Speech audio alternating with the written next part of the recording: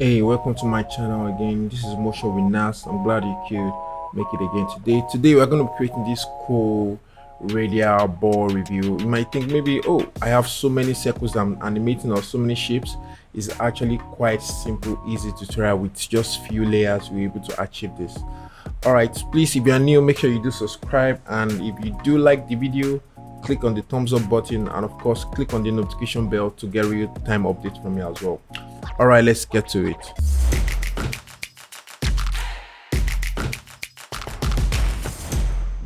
All right, so this is actually going to be a really short tutorial. This is just for you to able to create something really cool. From time to time, I believe you will want to do something that's relating to this, and there's a longer way of doing it. There's a longer, tedious way of achieving it. I just want to show you the quick way of achieving it. So the first thing I will do is to create a new solid, and I'm going to name this map, and I'm going to click OK. And on this, I'll add gradient ramp, and I'll change this to radial, and I'll swap colors, and I'll drag the dark value down, drag the bright value to the center like this. I can still drag this further out some more. Then I'm going to change the color, the start color, to be like a gray instead of white, and you guys will see why I'm doing that in a bit. That might be too gray. Let me just make sure it's a little bit brighter. Okay, I think that will work for now. Actually, I don't need to see it, so I'll just check that out and I'll put that under my background. Now, next thing is to create the tiny circles. So I'll go to my shape tool, make sure you are on the ellipse tool, and I just want only fill for now. I'm clicking out, and I'm just going to draw a simple small circle here. It's actually going to be smaller than this, so I'll open this up, go to my ellipse path, then I'll change the size to about 15. Right, so it's actually quite small. But before I actually have those other circles, so those other duplicated circles, right, I would like to add a simple animation to this. So let me just zoom into this. It's looking pixelated, so let me change this to full. So I'm just going to zoom into this just for now, and I'm just going to add a simple animation to this. So I'm going to go straight to 1 second. I'll set the size, take this back to 0, change the value to 0 here at the beginning. So at 0 seconds, you can see the animation, it's just revealing or it's scaling up from nothing. And then at 2 seconds, I like it to scale back down. So I'm just going to do Ctrl C and Ctrl V, so you can see this. At the same time, I also like to animate the color, so I'll go to the fill and I'll click on the fill color here. So maybe I can do about 10 frames after that. So let me zoom in. So 10th frame, this is the 10th frame. I'll set this here, and this color here, you should be, let's do yellow, right? Something like this should work, right? And then at this point, it's going to be white, and at this point, which is 20th frame here, it's going to be, let's do like a cyan color. I hope I got it right. So I'm going to highlight all of these, right click, do keyframe assistant, easy ease, go to my graph editor. I can do something like this, and if I play this now, this is what I'll have. Right, so as it's changing color, it's also animating out, which is great. So I'll put this at this point where I can see it, and then I'll zoom out, and then I'll just reposition this at this edge here. You see the reason why I'm doing that in a bit. And then the next thing I like to do, let me close all of this up.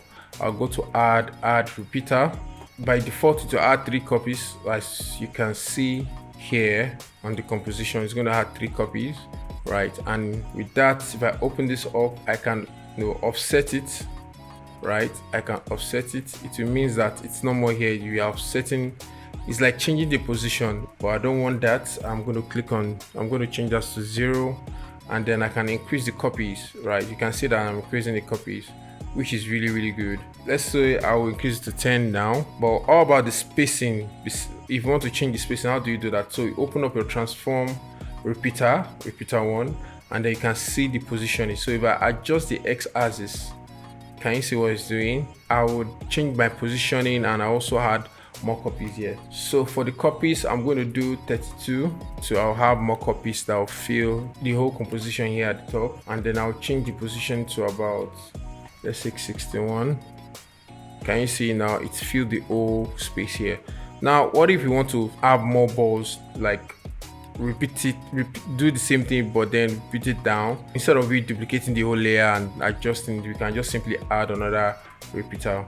And this time around, you can see that by default it had 3, and you can see all this clumsiness that is going on here. So what I'll do is I'll open up the transform repeater 2, then change the positioning of the X to 0, and then change the Y axis, right? So you can see what's going on here. First, let me change the copies. How many copies should we have? I'll change this to about 18 copies. So we have a whole lot more. And I'll just change the position on the Y axis to 65. And then that should be able to fill the whole composition. But guess what? Remember, I have animation on this already. So all the animation repeated here. And this is the foundation of what we need to develop our cool animation. So let's go on to the next stage. Let me just quickly rename my layer to, I'll just title this bowl. Okay, the next thing I was create a new adjustment layer, and I'm just going to apply the effects we're going to be using for this is time displacement, and I'm just going to click on that. Let me take this to where we can actually see. So let me deactivate this for now. So take my time indicator to where we can actually see all this happening. So now that this is added, okay, so this is by default, this is what we are going to get, which is not the kind of result we want. What we really need to do here is to adjust some settings here. So first, I'll change the time displacement layer to the map, and then change the source, the other up function here, to effect and mask. Assuming there was just effect, we just put effect, but we have effect and mask here.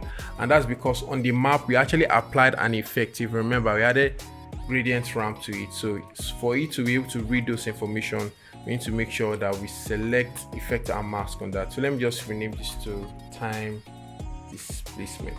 It's already given us something really interesting. So if I just play this, so let me quickly explain what is going on here. So if I solo the map, you can see from here, it's actually using this white and black values. So that means the white or light values or bright values will show first, followed by the shade, the darker shade, followed by when it gets to black. So that is why you can see that even though the animation originally are starting from one spot, it's showing them like from the middle down to the end, and then because we animated it out, it's actually going to do the same thing. This is actually the animation, right? So, and then of course you can decide to tweak this some more. I can come here, go to displacement map, come here and increase the max displacement time. So I can make sure this is about 2. So it will just crank that up some more, as you can see, which is really interesting. This is totally different from having multiple circles that you animated individually, right? With this, you can quickly get really cool results. So this is basically the animation. And if I play this from the beginning, can you see this is actually really cool. Starting from the beginning, you can see that it's still showing some value. So that means I need to go to the map. Let me solo this, and then I'll change this to be more gray so that it won't start from anything. So let me uncheck that. I don't need this to be, to be revealing, right? So if I play this now from here, now it's animating them accordingly. That is it, guys. So you can go ahead and then explore this. You can probably use some other kind of shape, add time displacement to it. Make sure you create your map so you can get those cool things. I really hope you've learned something. If you do, make sure you do like and subscribe, and don't forget the project file is in the link in the description. You can actually check this out, download it for free, and learn more things about this particular animation. Thank you.